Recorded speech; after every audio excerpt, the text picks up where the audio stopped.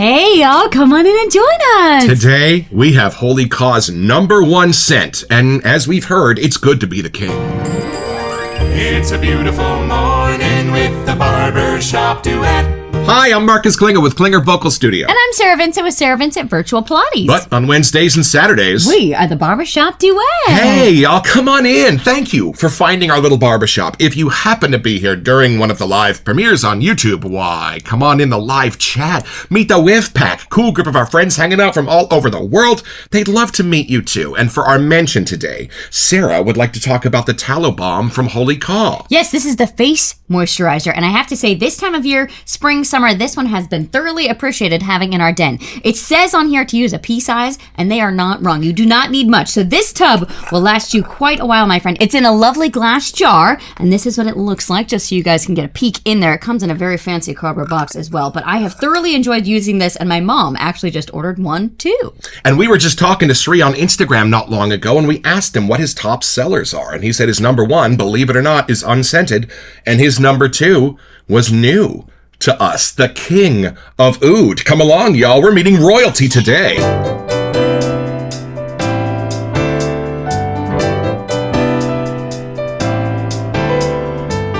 All right, y'all, from the sales page at holycaw.com. Oud, originating from Southeast Asia and South Asia, oud is rare and widely sought after in traditional perfumes. Natural oud is said to cost more than its weight in gold.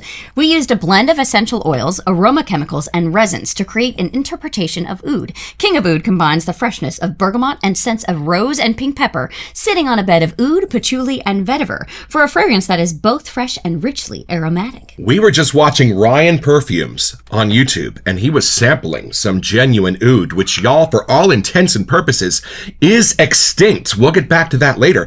And he said, oh, it's beautiful. It smells like a hamster cage. What? Well, as they say in the fragrance world, you start with crowd pleasers and you end with room clearers, and oud is generally the door opener for those adventures. Some of our most rich and deep and beautiful scents contain it, and I think it's about how it is contained within the scent that makes all the difference. But we'll know in a minute. Let's open the box.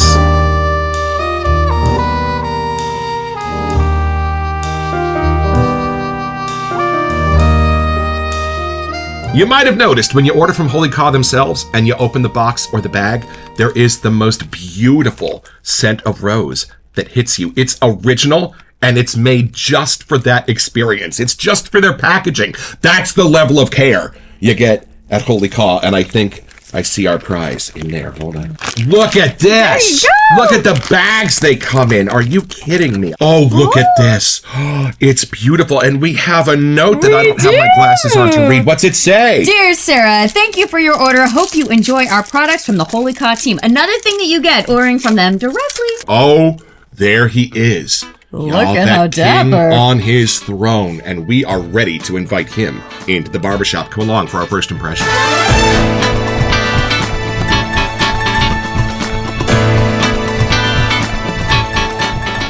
And y'all, we never have to replenish our candy dish in this hobby. Look what we got! Dum-dums! Wait, is that commentary?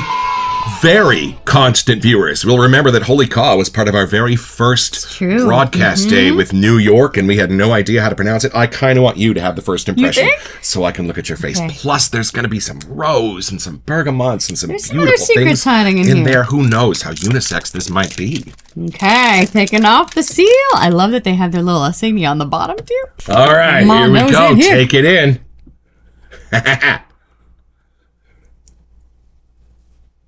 Oh, immediately there is something grand about this. There's a lot of depth going on. Like sometimes the oud kind of hides in the background. This stays throughout the whiff, but it's kind of in a strategic way. Only because we've smelled so many soaps that I even know what oud is. But I am getting that darker, damper, rich side of it somehow. It has almost like a wet stone as the base of the scent for me. I'm not sure if that's the oud itself or there's something with it kind of bringing that little depth. The rose might be part of it too. Like it's almost pulling that pretty side of the rose along with it, which I don't even know if I would have known it was rose. I'm glad I read it though, because it did help me find like the pretty side to the darker side. The the citruses and stuff take you in, but they don't stay throughout the whiff. At first, I really thought this was going to be more masculine. I don't know if it's just because there's literally a king on the label, but I think the rose is really helping it be a little bit more unisex than I was expecting. I think if you wear it, it would come off as dapper. If I wore it, it would still have that royalty kind of side, but in a different way. Nice. I think it's the pepper. There's something in this just making it clean. So oud does come off as clean sometimes, but I think that the pink pepper is adding a little bit more of that vibrant, zesty kind of a thing. Right. That's just brightening it up in like a start your day kind of way. A little less evening for me. Interesting. I was kind of expecting a Shannon's Indigo Oud kind of a thing, but this sounds different. It's kind of along that line, but I think it starts a little lighter and then it keeps going with you throughout the day kind of a thing. So where I agree, some of the ouds I would think more evening, like date night kind of thing. This one has a little bit more start your day, keep it going kind of vibe for me. And in certain Middle Eastern cultures, the oud is applied with fire. It's actually used as incense, and they cover themselves and they let the smoke envelop them, and that's how they apply their oud. How cool is that? If I don't follow the rose, I do get more the incensey side of the oud. Right. If I follow the oud, somehow the rose tags along to make it a little bit prettier. So depending on what your nose is used to finding or that you're more familiar with, I think you might have a different entrance into this scent, which is kind of fun. Gotcha. Now, there's no oud tree. There is an Aquilaria tree, but it doesn't produce oud unless it's invaded by ants or some other form of parasite. And the oud is created by the tree's autoimmune response to that invasion, and the wood turns dark and oily and magnificent, and it's almost completely gone. All of the oud that we get now is basically made by giving ants a little bit of an entry into the tree ourselves, kind of forcing that process to happen, and it doesn't quite smell exactly the same. We've spent a lot of time on YouTube trying to research this, because as soon as we kept reading oud, we were like, what is this? That and civet. It really does have like a regal side to it. Like all of the other scent notes that are in here are just adding to that kind of turned up quality. I love that that's kind of where you went with the title as well, because it really helps you kind of know that oud is not something to be taken lightly. It does have a little bit of that grandness to it because it is so expensive if you get the real stuff. But if you've never smelled oud before, this is a wonderful way to get to know it without it kind of hitting you in the face. It's guided with the other scent notes to keep it, whether you want it to be a little prettier on one side or a little more rugged with the pepper and the patchouli kind of thing. They kind of guide your nose along with the oud throughout the whiff. Yeah, somehow I feel like I'm walking on like super cold marble or tile or something in a giant hallway that's echoing in a palace or something. Like there's just no one around and you're just hearing your footsteps. Like there's something about like the coolness, like temperature wise, that's coming across within the whiff here that is taking me to a location that is pretty regal and royal. I know sometimes you get a little nervous about patchouli, but this is one of the most pretty clean kind of patchoulis. Like it's helping the oud have a freshness and like an alive, like I feel like I did just cut down the tree or something real about it that's coming with it. And I think that patchouli is the one helping with that. I'm actually glad we waited until like our 750 something soap to smell this, because I think we can really appreciate the quality of the perfuming that's going on in here. We can find all the layers in it, or you can just smell for the oud. When we first started, I don't know if we would have understood what the oud is actually doing in here and how it's getting a wonderful spotlight. We've talked about that, I think, with like Asian Pear or a few of the other ones, almost like it's on a museum piece and in the spotlight. That's coming across here without the oud taking over the scent, but it is a strong column throughout the whole whiff. All right, I'm going to stop hogging this. I'm very curious to see what you think. I want to know how kingly this oud is going to hit me. All right, taking it in.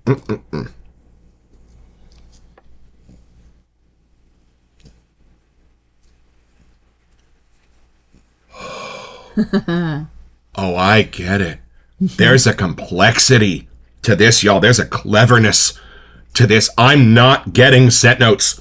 That is not the first thing at all that is washing over me. It reminds me of when I first smelled Obsession for Men, and you're just like, I'm supposed to pick stuff out of this. The vibe is too perfect. Y'all, this is beautiful. Hold on. You can see why it's a top seller once you get a whiff of it. My brain just lights up purple. I am not sure why, but this color is absolutely accurate. Hold on. All right, y'all. I am not getting this in traditional scent notes or even like tops, mids, bottoms. I'm getting these in pairs and triplets. And the first thing that opens the door is a fabulous patchouli rose. The patchouli is sitting behind it, and the rose is the first thing that meets you, dark and mysterious. It's a blood red, almost black rose, and the way it's sitting with that vetiver and patchouli is genius. And then there is a cloud cover over the top. There's space in between that and what my nose gets above my head, and that's where the oud is sitting. Silvery, foggy, clean. That's where the soapy part is coming from. And remember, we all use tallow soap. It has a clean scent to it. Ooh, this is wild. And there is something absolutely executive level about that oud. It is sophisticated. It speaks to age and wisdom, and age and wisdom being used correctly. Hold on. The luxury side. Something about that. Oh, and there's a twinge to it. There's an edge to it that just wakes up my nose. It is almost sour in how it presents in the middle, and then the sweets rush in to give it that do-si-do. We might need some sweet and sour chicken tonight. There we go. Underneath the rose and patchouli is something even greener, and it's probably like a sage or something like that, something herby that's sitting on the base, something very familiar with perfumery, but used in a different way. Usually I sense it on top. Here I'm sensing it way down below. I think it might be vetiver or something like that. Is that what you mean? Yeah, but the vetiver's a little more grassy. This is a little bit more like almost gourmandy in how it's presenting at the very bottom, which makes sense because that's leading you up through the patchouli. And here's the cool thing. Gentlemen, maybe once out of every 10 shaves do I like a floral scent. When I'm in the mood for them, I love them, but I'm not always in the mood for them. If you asked me if there were floral in this, I'd probably say no. And then if you said, do you smell the rose? I'd be like, well, of course I smell the rose. What are you, crazy? So I don't know how, but it's not presenting as floral. And I don't mean this to be mean. Look at my face, because it's the most beautiful scent I can remember from my childhood. But there was this thing at my elementary school called Santa's Secret Shop, where all of us kids could take our 50 cents in pocket money and buy little presents for our mom and dads designed to be on the less expensive side for us, but that way our parents wouldn't know what they were getting. And everything designed for mom had this red velvet interior that was scented with the most beautiful, dark, early 1980s rose. And it wasn't like a real rose. It was darker. It was more mysterious. It was more playful somehow. That's the rose that this is waking up in my memories. That rich jewelry box, teak wood sort of rose. Rosewood. There's rosewood in this as sure as my butt looks south. That's part of the secret. The same rosewood from like American Vintage from McDuff's. Fabulous. And I could see where you would say this is on the same highway as Indigo Oud from Shannon's, but that goes more dark and mysterious. This has something ambery in it that keeps it brighter. It gives it a sunrise effect. That's what I think I meant. I would wear this one all day, where some of the other ones is more evening for me. Very rarely do I mourn the fact that we did not get the splash. Yeah, it's kind of true. I know what I'm going to be doing 5 minutes after this episode is over. They even have it in their fancy deodorant. If you want to smell like this all day, y'all, they got you covered. My pits would not know what to do if they smelled this good. Right? I never would have thought that would have been something kind of fun to have, but oud in your pits, there you go. And a perfect introduction to oud for the newbie. This is everything oud is supposed to be, and in a presentation where it's everything that it can be. Y'all, if you're a little bit scared about trying an oudy scent, this would for sure be your pony. It almost feels like it could be like an EDP. Like the way that it's perfumed and the way that they're interacting, it just kind of keeps moving in the best way. And it's not a far walk from the amber in Amberland, from Happy Land, which I think is based on a classic EDP. And then they added a bunch of stuff to it, so you'd never recognize the center of that. But it's that same beguiling amber. And y'all, that's the amber I go to on bright summer mornings. I kind of get like grayscale spices. Could that make sense? Like the peppers, the pink pepper, something in there mixed with the oud kind of peppery incensey side. But it's the most vibrant way to turn them up somehow. And I need to look at these scent notes before I go any further. Come along with us and you're going to see us make a lather. Oh, we found a list. All right, Yeah. y'all. From the sales page at holycod.com, we start with top notes of... Bergamot, lemon. Hey, you were right. Clary sage. I called it. It's almost gourmandy. It's a little bit bracing. You can kind of sense it when you rub it against your fingers and you smell the sage like that. That's the kind of muddled sage you're kind of getting under the bottom of this. But it's beautiful. And the lemon, I kind of was not expecting that. How are you getting the lemon? Okay, now that I've read it, I get it. But I think earlier it kind of just dissolved into the rest of the scent. Like, it's just enough to bring you in, but maybe that's why we're both leaning towards like an all-day scent. Somehow the citruses are helping with that. But these kind of remind me of some of the stuff that are used even in like barbershops. Like, Right. it's just enough of that kind of clean side meets the clary sage, the herb, whatever is in the barbershops. It's really working here with that similar concept, at least to start off. And then the rose. If you had to pick a color for you, I get like a deep, almost black crimson. What color is the rose for you? It's that darkest red. Like, I really feel like I'm standing in front of my mom's rose bushes, and it's the one that's like almost to purple. If you could do that, like a maroon. These are not yellow roses. Sorry, Fanny Bryce. And then aldehydes. You got to be careful with these, y'all. They're being used perfectly in here. Like C11 often accompanies a lime scent, but the human nose can sense it at 3 parts per trillion, which means that 3 drops in an Olympic-sized swimming pool will tell your nose that it's in there, so you have to be super careful with it, and they were. And then how are you getting the pink pepper? It really makes me feel like it's like the start of the morning. Like, there's something about a little effervescence, or like the pepper brightness is coming through. And then middle notes, we start with Angelica. I went to high school with Angelica. Very nice girl. I'm not sure how she ended up in a shaving soap. Angelica has a unique and distinctive fragrance characterized by aromatic, herbaceous, and woody notes. It's often described as fresh green and slightly spicy. But I think that's what you were getting earlier when you were talking about something green and fresh in there, and I was asking if it was vetiver. That must be the secret weapon. And y'all, it's just, Marcus was right. It It had to is. happen eventually after 750 episodes. yeah. Rosewood. Nailed it. I'm not sure how that makes rose so completely beguiling to me, but it almost makes it smell like an open guitar case. Like that kind of rosewood. Beautiful. And then galbanum next there too. Love it. And for our base notes, which we kind of hoped this would be in here, we have agarwood or oud, sandalwood, vetiver, patchouli, and there's your amber. Marcus was triple right today. I'm going to need to go lie down. Yep. Maybe get a lottery ticket. I don't know. But there is a beautiful cast of amber that's like the sun rays streaking through that silvery fog. If you're an amber fan, this could be your pony as well. It's how it fits like the peppery side of the oud and the pink pepper. Somehow those three together are very fun and mysterious. And the oud and amber you would think would pull against each other a little bit more, but they are like best friends here somehow. All right, y'all. Now the Holy Cost soaps are available in a few different bases, and this is the tallow Tallow. formula. Let's grab a little bit here. Oh, a nice bite Buttery back to the soft. stick. About an almond size. And oh, what's that you say? How is our New York soap holding up from July of 2023? Beautifully. It looks exactly like this. I used it about a week ago. And I'm going to press the soap into the bottom of this beautiful orange Barrister and Man bowl that Sarah loves because it comes with a brush stand.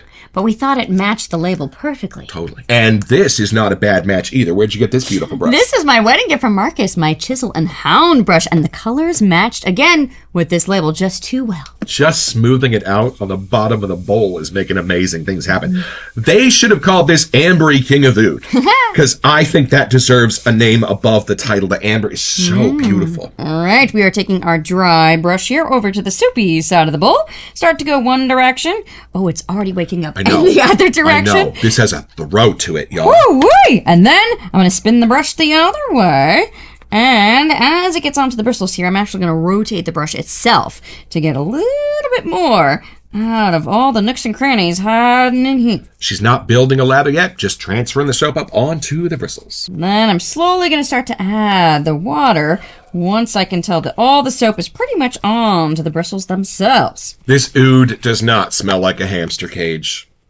Not at all. Oh, this base, my friends. Say it. Do you need a little more water? How's I that don't looking? know, it's waking up. One little spritz in here. When we were talking to Shri, he mentioned about 20 miles from us is a store that actually sells their unscented soap. We were gonna go and like take pictures with it, they would have thought we were crazy. Yep. Well, kind of are. But there are a lot of people that enjoy having the unscented one. Like, it just works best for them. So the fact that a store requested that exact scent is pretty cool. We clearly got into it for the scent of things, but that's okay. We are scent hounds. Woo! That is setting up nicely. Woo-wee. Look at that. That yogurty, fancy action. I know, Lenny. Look at that. How thick that is, y'all. Mm-hmm. And this is something you will only find here in the Barbershop Duet. This is the Comicus with On 3, 1, 2. Yep. Mm-hmm. I think the mid. See what you think woke up.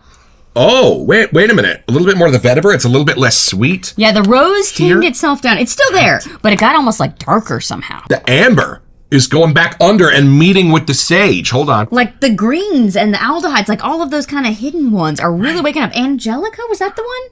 Very nice girl. And y'all, we love watching our Shave Arcade videos. We kind of hope Angela might have a few more coming for us soon, but we don't do shaving here in the Barbershop Duet. We thought you might like to see what this holy cod lather looks like. Aren't you glad you haven't shaved yet today? It's going to be happening tonight. Would not be the first time I marched a base in from this show and shaved with it immediately. But it's not taking the scent quality away. No. It's still keeping that dapper, kind of turned up luxury side, I gotta say. Widening it in a nice way. I feel like you just have to take a giant deep breath. Every time you're trying to take a whiff of it, it can't be a tiny one. Like, you gotta fill the whole lungs here. Next time one of my singers is not breathing to my satisfaction, I'm just gonna go, here, inhale this for a second. All of it. All right, y'all, come along with us. We're gonna go to the base of this Aqualaria tree and take this scent down a little bit deeper.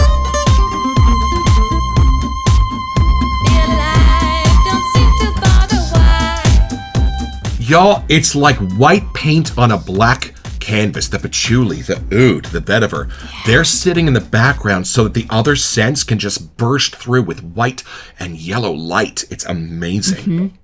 Somehow, this could still be like a newbie scent, even though I would never have said oud could be on that list. But if you're trying to show what the luxury side could come through at the price points that we can get here, I gotta say this is pretty impressive. This for sure speaks to something niche, not really something you'd find at Sephora. No. You know? I completely understand why it's the big seller. Like, there is something in it that I don't think you'd ever get tired of because of all of the other scent notes in there.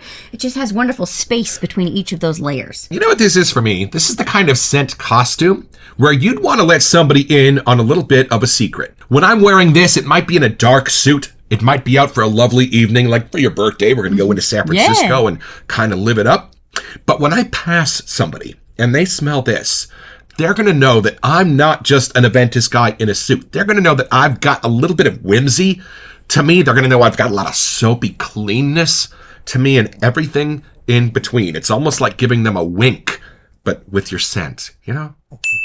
Who does this make you think of? We haven't played this game in a long time, but like what celebrity would wear this? Because it's not Captain Jack Sparrow. This is somebody different. I feel like it has to be somebody that almost plays like royalty, like from The Crown, the show. Like something about that. I know it's kind of a suggestion because of the label, but it does. Even you mentioned like the deep purples of royalty. Like there is something turned up about this that it's not someone chilling on the couch in sweats. I mean, you can for sure use it if you want, but I feel like there are a lot of beadwork happening, or like there's a lot of layers to the attire that this person is wearing, and this is just that final exclamation mark at the end. I wonder what would happen if you mixed Queen of Hearts with King of Oud. Oh.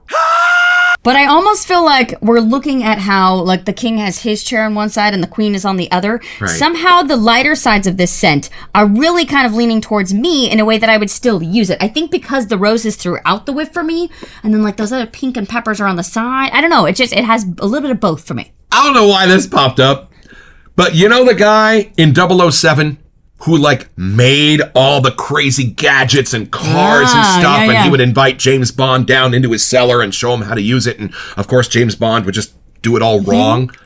That guy, clever, adventurous, dignified. Let's face it, did you see his very last scene when the original guy retired and he just lowered down with this beautiful smile on his face? Now that's an exit. A rose garden on one hand and a mysterious magic shop from Pee-wee's Big Adventure on the other. What a fabulous combination. So it's pretty simple, y'all. Just be royalty, needing something to spend their money on, and you're going to call Willy Wonka and ask him to build you a palace of fine, chocolate. And he's going to, but he's going to warn you, be a little careful because summer is coming. And just about the time the thermostat gets to about 90 degrees and you start feeling those drips from the ceiling, you are going to get your own. So head over to WHOLLYKAW.com to find this and a bunch of other cool stuff.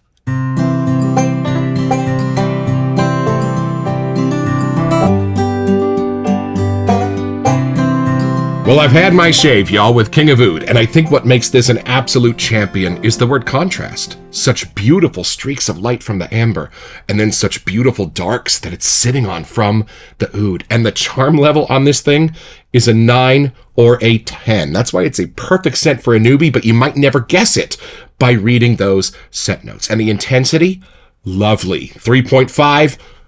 Almost a 4, but I'm sticking with 3.5. And again, one of my favorite roses in all of the perfuming world.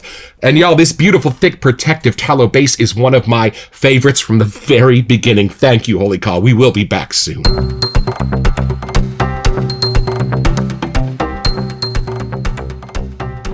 Hey, welcome to Messages. So for our June giveaway, we wanted to give you a chance to get $25 to Zingari Man. Yeah, y'all, and all you have to do to be eligible for this giveaway is send us an email here to WeSentYou at thebarbershopduet.com so we can get back to you. It's the only way we communicate about our giveaways, and then check back on our first July episode to see if you are our lucky winner. Best of luck.